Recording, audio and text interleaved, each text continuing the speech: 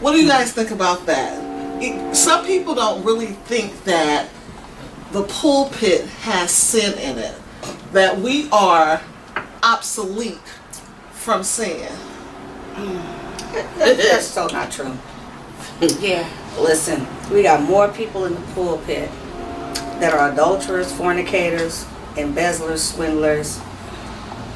I'm gonna leave that part Liars. alone. Liars and cheats, drinkers and smokers, get high before they come to the pulpit. I mean, the list goes on. And I mean, but they can preach the house down. I mean, I know some folks that can preach and make the blind person able to see. But they don't have a relationship with God. I mean, we see this all the time, but we have spent so much time covering. You know, it's okay. That's the pastor. That's the man of God. That's the woman of God. We just pray them through. You know, everybody has faults and everybody has issues, but when it comes to ministry, when it comes to the mantle of ministry, we all have a responsibility. Amen. And I think one of the things, let's just say it like this.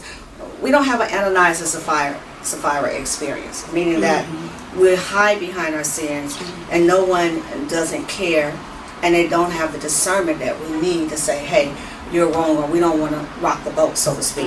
If I say this about the man of God or woman of God, then people are going to come at me, and people do come for people. People have been threatened. People have been threatened to be killed. People have been threatened with drugs. You'd be surprised at what some of the saints do, especially in leadership. There's a lot of sin in the pulpit, and I believe that's one of the major reasons why we are struggling as a body of believers across the board. Doesn't matter what denomination. It's because of that. Because it starts from the top all the way down. You're exactly right. And I think that the people of God want to close their eyes to what the people in the pulpit try to hide.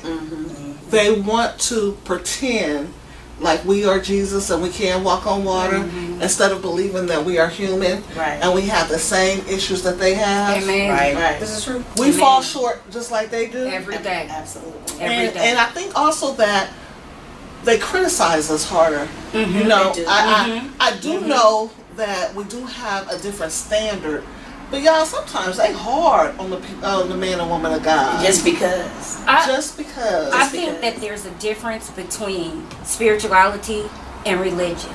There is. Because you There's a big religiously difference. brush your teeth every day. That don't make you have a relationship with that toothbrush. That's right.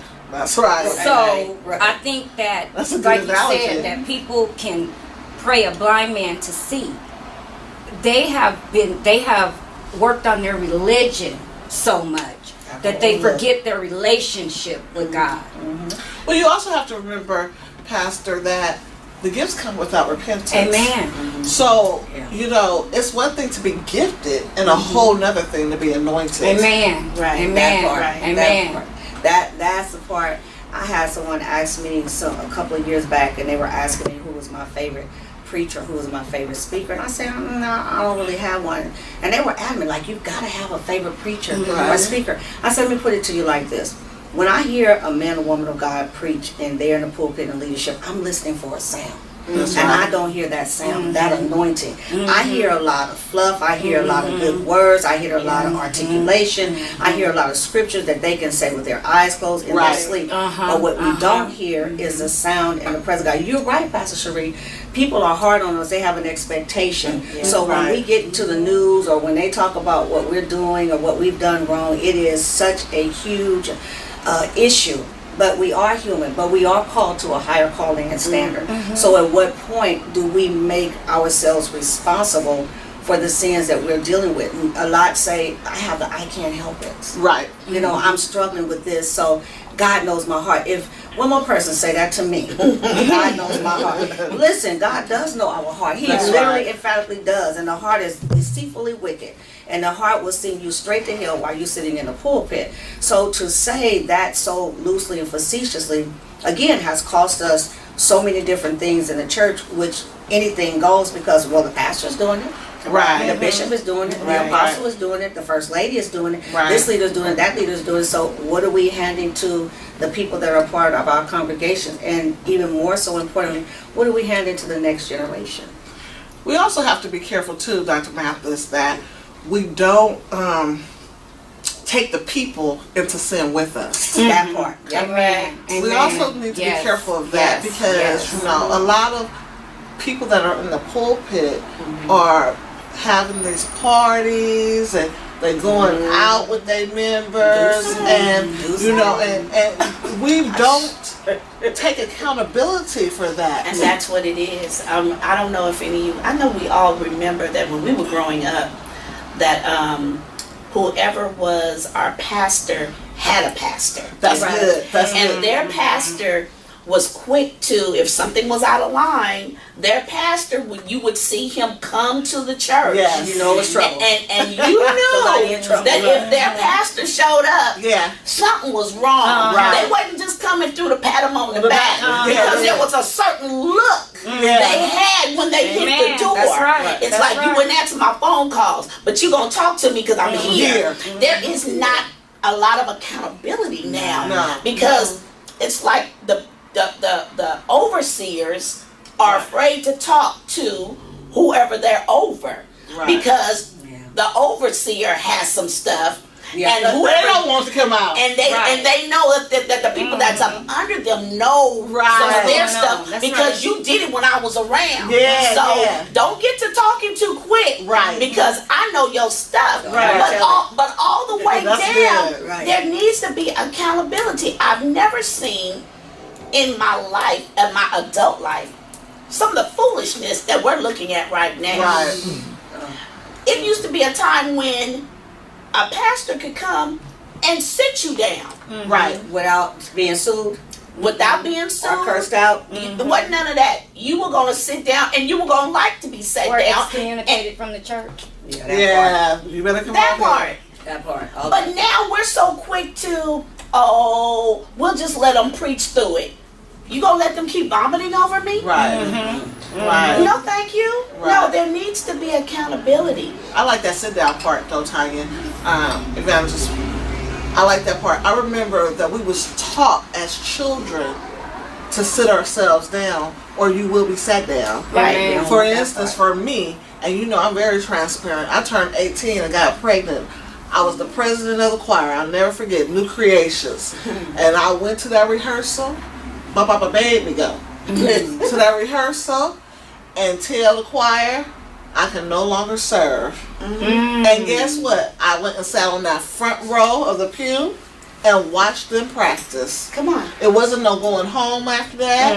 It was I was going to be held accountable because Right. when you know better, you do better. That's Right. right. Right. You know, when you know, and I knew better. Right. I, just because I was young, then excuse me because I learned. You know what? And so we have to get back to the place to where if we don't sit ourselves down, we hear the man or woman of God that's over our life to sit us down.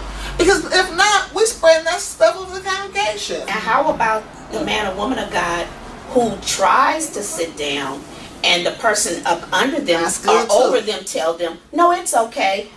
That's when you go, no, I'm going to sit down. Right. And I'm going to have somebody come in Right. and minister to my people so I can get myself together also. Right. Because what sense does it make for you to get up and vomit?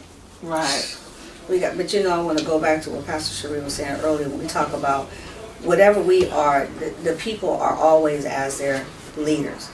And one of the things that we forget to think about is that, one, we're more spirit than we are flesh, because God is a spirit being. So this flesh houses who we really are, the authentic who we Yeah, are. that's good, Dr. Malcolm. But then when we are preaching, when we are teaching, when we are singing, when we are talking, whatever we are from the pulpit in that sin, it goes out to the people. Then you Yes. find people committing adultery that we're never thinking about. Right. You find people The fornicating that will never It's think the about that. spirit. You You're find right. people with issues with pornography, with masturbation, with come on, I'm serious now. So I Yeah. want to talk about this. Yeah. People that lie, that steal, cheat. People start cursing folks out. People go back to drinking, and all of that comes from the pulpit. I remember when, and I'm like Pastor Cherie being very transparent. I remember in the middle of I was midway through ministry. I was in my early 30s. I showed up for church every Sunday.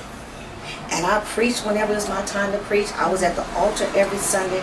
And every Sunday, I came in drunk, and every Sunday I went home and drank because I was married to a man who was off the hook, and that was my only way to survive. Do you think the leadership sat me down? Absolutely not. Do you think they told me that I should sit down? Absolutely not. And when I wanted to sit down, it was like that.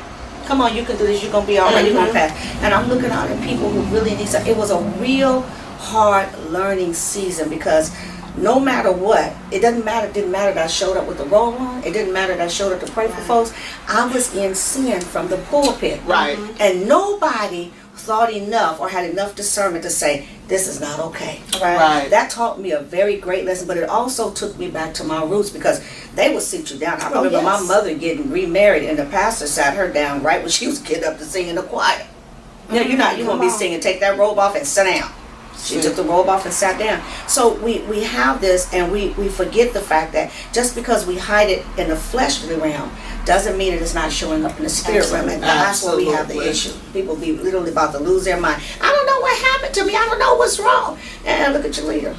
That's good. It used to be a thing called your slip is showing. Oh, your slip. You know, you ought to be able to walk up to somebody, and I'm not talking about just outright clowning people. Right. Now, there are a few that needs a little clowning session. Don't give me clowning session. Now, don't get me wrong. Yeah. You get your red nose and you come in there with your thing and say, it's on. But, you know, I'm talking about the people that you take them to the side. Right. And you say, excuse me. Your slip is showing, and when they get that look, then that opens up the conversation, right? And then you can talk. You know, you can talk to them. But we're in a time in a season where you can't tell nobody nothing Unless you want to fight. Yeah, and it's like let me ask this. So we're up here and we're talking about sin in the pulpit. What do you think about the fact that so many people before us, we have lost a generation. And this generation feels like we're hypocrites. Yeah. Let's just be honest. Right, that's good. They don't see the deliverance in the church. So then they wonder, I don't want to go and play church. Right.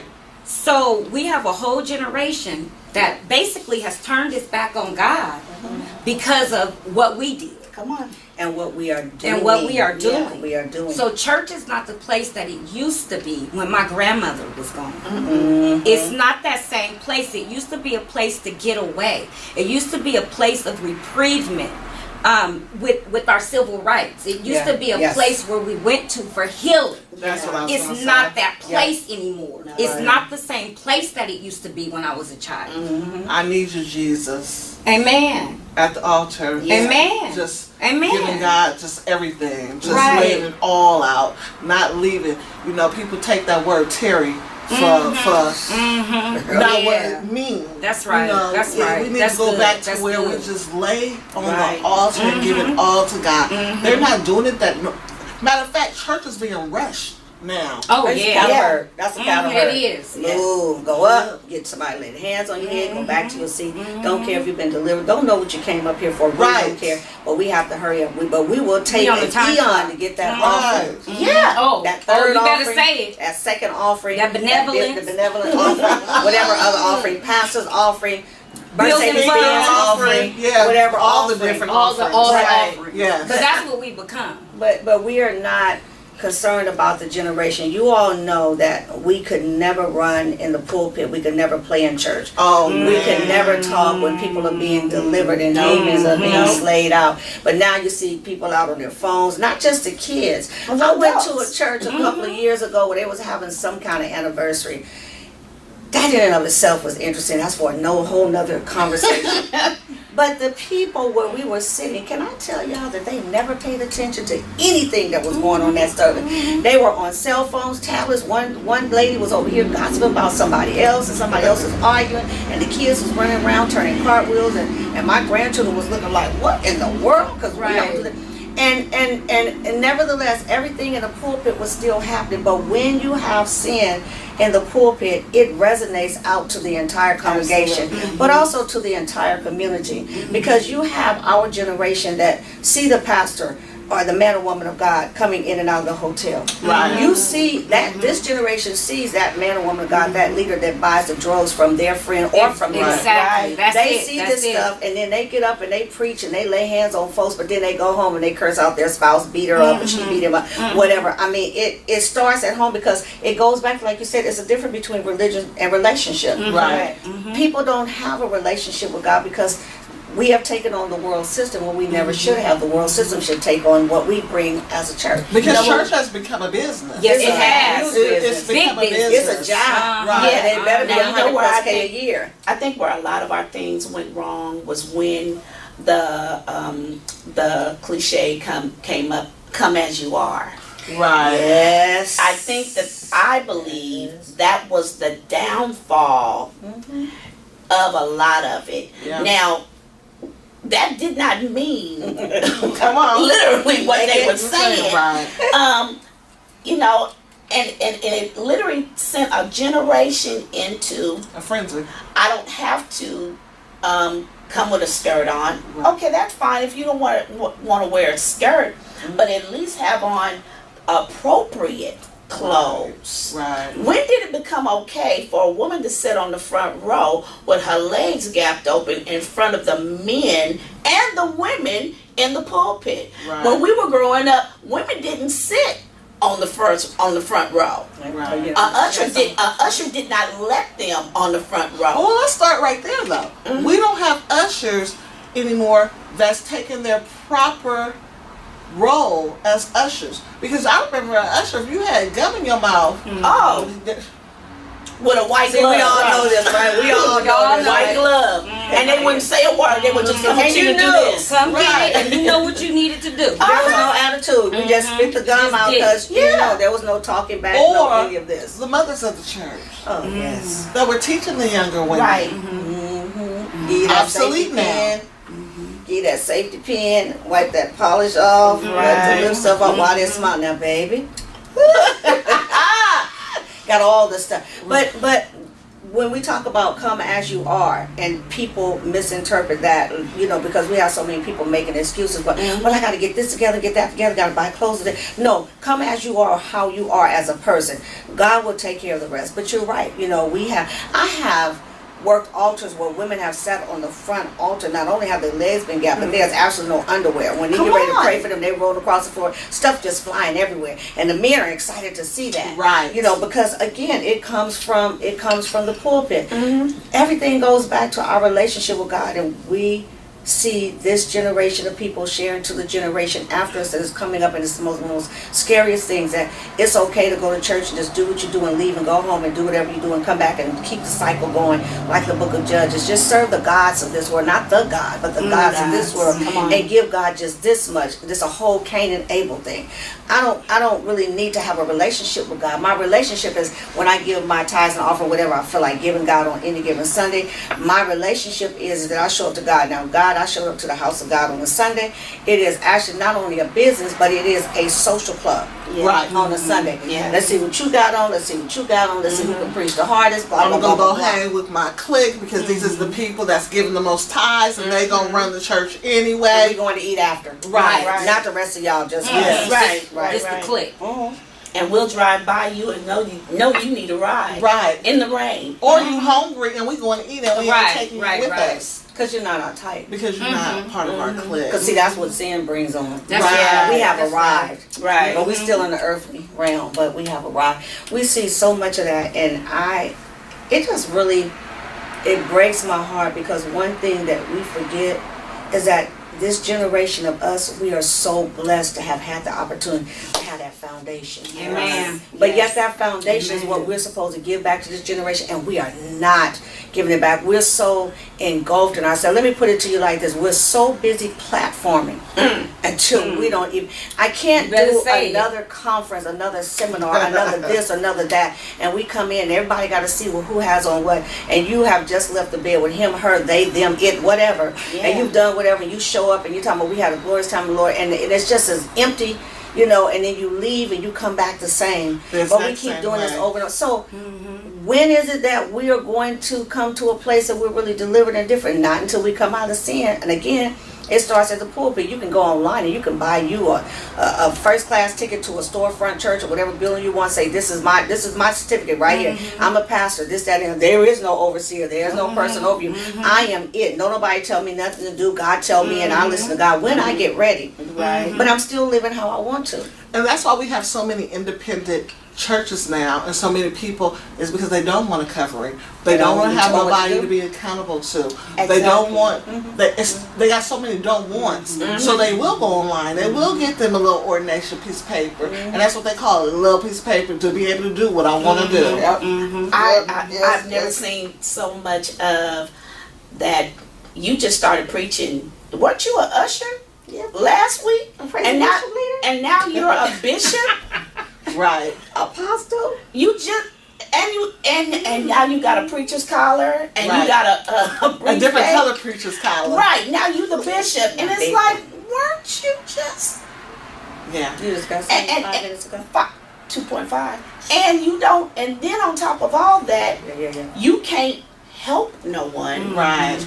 You can't pray for no one, right? Because you haven't gone through the proper God steps. Come on now. To get where you need to go. That's it. You're going through the worldly way. You're going through the internet, but you haven't taken the proper God steps to be elevated. Exactly. I'd rather do it God's way and go through the proper channels instead of going through your channel and be clowned or embarrassed, because you will get embarrassed by God. Yes, He will embarrass you. He will pull the covers right from over you. You know, it's like, go through the proper channels. Do what you gotta do. Don't let nobody. Oh, you can sing. You ought to be over the choir. You can't sing. I'm good. I'm good. You know what? You did a great thing. You ought. You know, you've been called to preach. What the parking lot prophets? Parking lot prophets. You know, it's like go through the proper steps. Well, you know, the proper steps calls for the anointing. Come on. Which the anointing calls for Amen. some stuff. Right. And I'm saying it lightly. You're going to go through something. Amen. You're going to go through something. We can't just overnight anoint ourselves. Right. And say, this is... We have to get to the place to where we let God do it, and we do need to go through the proper channels. We got to get to the place to where we are held accountable to someone. We have to get to the place to where we'll sit down and be an Indian and don't always have to be a chief. Right. Come on. We can serve and not always have to lead. We have to get to the place to where we have a spirit of humility. Yes. And not a spirit of manipulation. I mean, I'm just saying, we have to get to the place to where we are humbling ourselves unto the anointing of Jesus Christ to do what He's called us to do. Now, this is the thing. We have a whole bunch of pastors, bishops, preachers, and teachers that want to do all of the preaching and all of this stuff, but they don't want to serve the people of God. I ain't never seen so many people that won't go in the houses and pray for bereaved families no more. That's right. Bereaved families Go to the hospital. Right. Or the convalescent hospital. Won't go serve communion. Right. Come on. What happened to those days? You know what I'm saying? We have to get back to that stuff, because that's what God has called us to do. We have to get back to Acts. We're not there anymore. That's the missing component, though. That is the missing component, because we don't serve the community the way that we used to. Right, not at all. And that's how, you know, the babies are the answer now. They are. We've lost a generation, but we don't have to lose two. That's right. Right, we've already lost two. We don't know, need to lose we don't use to. We can get the babies while they're young and bring them up in the way that they should go. Because we failed to do that.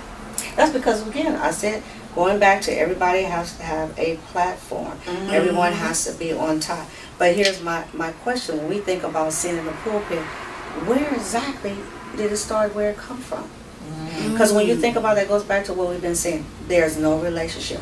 God requires relationship. And there are many people that are in the pulpit that have no business being in. They're just straight hirelings, and yes, I'm going to say it, and straight pimps. Right. Straight pimpers. Yes, I have to say that. Yes, Lord. Because this is what we have, because it's a business. It is. How many people can I get to be under me because that makes me feel good. It makes me feel important. How much money can I get because I need to buy this, that, and the other? How many cars can you drive at one time? Right. How many houses can you live in at one time? Right. How many trips can you take in 1 year? That's right. And how many jets do you need to get you so you can go and preach to the people? Can you get your behind on an air flight like everyone else? And here's the But see, thing, you start to have all of that, so then it goes back, like you said, we're not serving the community. Nope. I couldn't, in my right mind, be a leader in my community, and I'm sitting at the house on top of the hill, and the people don't have lights, or they don't have food, or they're catching the bus to come so they can hear whatever God is giving me to say. Right. But yet I'm not concerned about that. I cannot. So that when you do not have a relationship with God, you care nothing about what happens with the people. No. It's been raining. I've caught 3 buses to come here, Pastor, to see you, man of God, woman of God. You didn't even think enough, and you don't have enough discernment, if you have any left, to see that I'm struggling.